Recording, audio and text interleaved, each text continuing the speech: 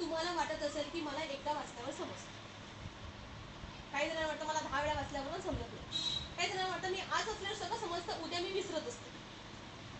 असं किती जणांचा प्रॉब्लेम आहे? Very good. तुम्ही म्हटलात तुम्ही विसरता, म्हणजे तुम्ही नक्की विसरणार. तुम्हाला म्हणायचं आहे रोज उठून की मी अभ्यास केलेला मला सगळं लक्षात राहतं. आणि जे लोक विसरत आहेत त्यांनी मनन करायचं, म्हणजे आधी अभ्यास करायचा, चिंतन करायचं, त्याच्याबद्दल विचार करायचा, आणि परत you have to come and write somewhere.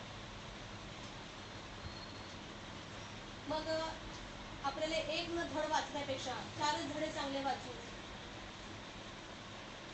असं विचार करायचं. पण वाचायचं सगळं आहे, कधी कधी स्वतःला येड्यात काढावं लागतं. म्हणजे लोक आपल्याला येड्यात काढतात ती गोष्ट वेगळी आहे, पण कधी ते आपल्यालाच आपल्याला येड्यात काढावं लागतं. आपल्याला म्हणालो तो फक्त 2 मिनिटं मग बसायचं वाचायला. तुम्हालाच म्हटले बोर झालं, 1-2 मिनिटं बसून वाचू जाऊ, मग बसायचं. हे लय कंटाळा किती बोर झाला, दिवसभर लय कष्ट केलं, माझ्याकडे मोबाईल पण नाही, मी मोबाईल पण बघितलं, 5 मिनिटं मोबाईल बघतो मग अभ्यास करू, नको 5 मिनिटं अभ्यास करू मग मोबाईल बघू.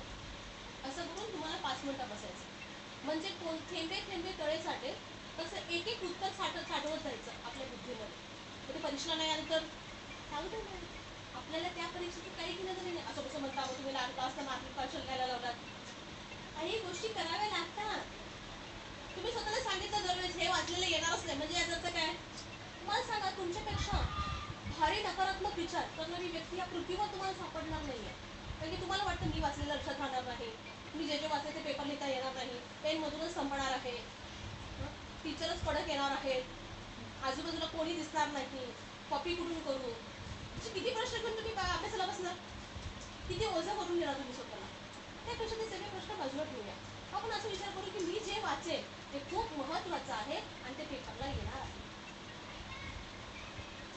Every time you have to do this. Madam ठीक आहे, माझा फोन वाचतो.